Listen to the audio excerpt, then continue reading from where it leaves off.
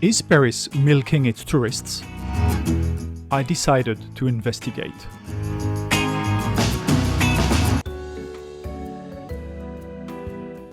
Recently, there's one increase that really caught my attention, because this one isn't a simple price increase. Same train, same journey, same seat, yet one passenger will pay 31% more. Who is most likely to use a credit card instead of a Navigo pass? Tourists. So, is Paris really milking its tourists?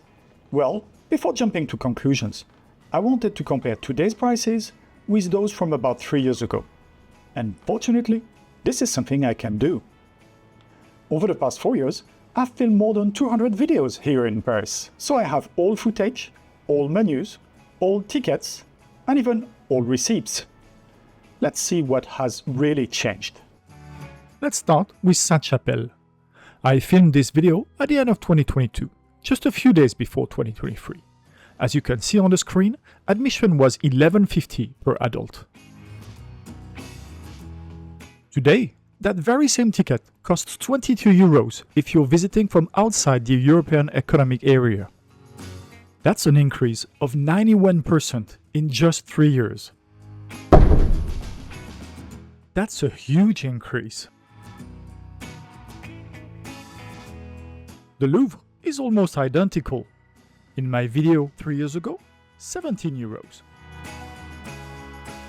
Today, 32 euros for visitors from outside Europe, an increase of 88%. Even the Eiffel Tower has become considerably more expensive. If you want to take the lift to the summit this summer, that will cost you 36 euros and 70 cents. In May 2023, as you can see on this footage of a 3-year-old video, it would have cost you only 28,30 euro, almost 30% less. At this point, it certainly looks like Paris has become dramatically more expensive. But then, I ask myself another question. Between mid-2023 and today, official inflation in France has been around 6.9%. So yes, we should expect prices to increase, but certainly not by 60, 80 or 90%.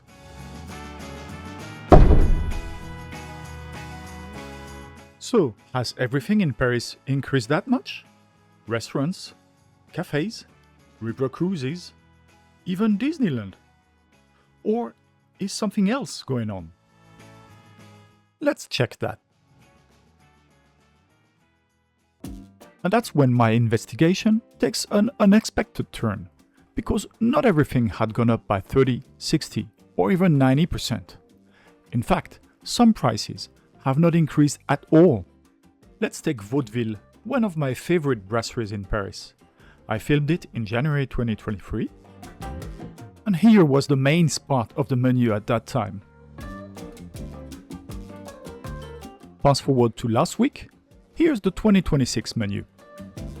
As you can see, a few items have increased slightly. The calf's head is up by just 50 cents and the cod by 1 euro. But most of the menu has remained untouched. The steak tartare, the poultry, the burger, exactly the same prices as 3 years ago. Next, Café de Flore. The famous French onion soup, which I still don't understand why so many tourists consider to be the holy grail of French cuisine. €16.50 in 2023, €16.50 today, not a single cent more. Even the legendary Relais de l'Entrecôte, probably one of the most tourist-filled restaurants in Paris. I had its famous steak, fries and salad set menu in September 2023, and it cost me 29 euros. I went back this year with 3 friends, and the price was 29 euros. Again, no increase whatsoever. Okay, but what about places that aren't restaurants and aren't major public institutions? The Musée Marmottan-Monet is one of my absolute favorite small museums in Paris. When I visited in 2023, admission was 14 euros. The entrance fee is 14 euros.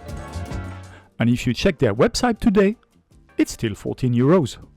Exactly the same price. A Seine cruise on the famous Bateau Mouche? In 2023, 15 euros. Today, 17 euros. That's an increase of 13%. Disneyland Paris, Europe's biggest tourist attraction with 16 million visitors, had costs starting at 56 euros in 2023. In 2026, the cheapest cost is 59 euros.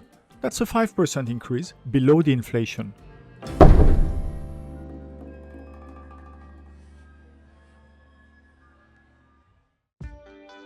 At this point, I was completely puzzled. Restaurants, cafés, Disneyland, even a Seine river cruise.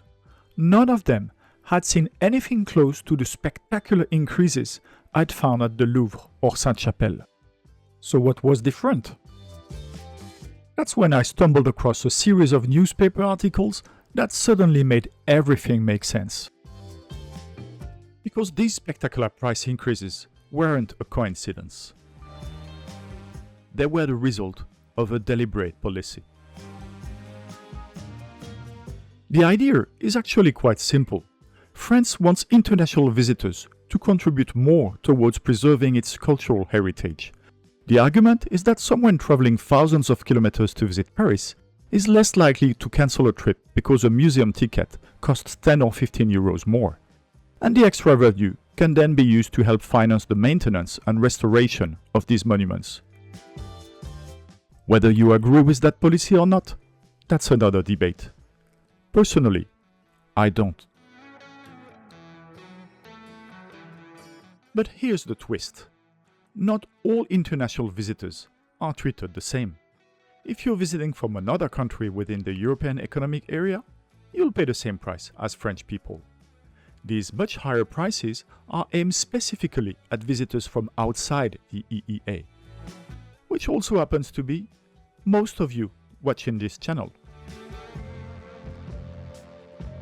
By the way, this is the EEA, the European Union plus Iceland, Liechtenstein and Norway. Now, some people will say there's nothing wrong with this.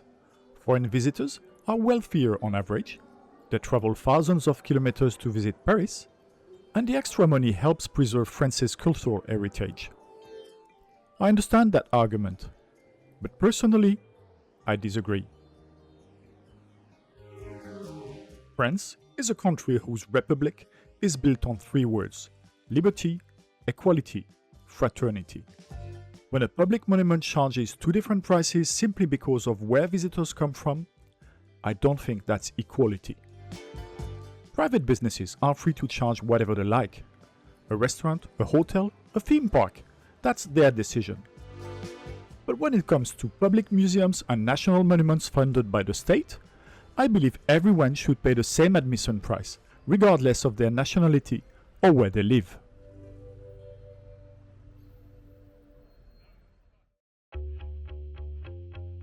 So, is Paris milking its tourists? After comparing all these prices, I don't think that's entirely true. Restaurants? Mostly not. Cafés? Mostly not again. River cruises?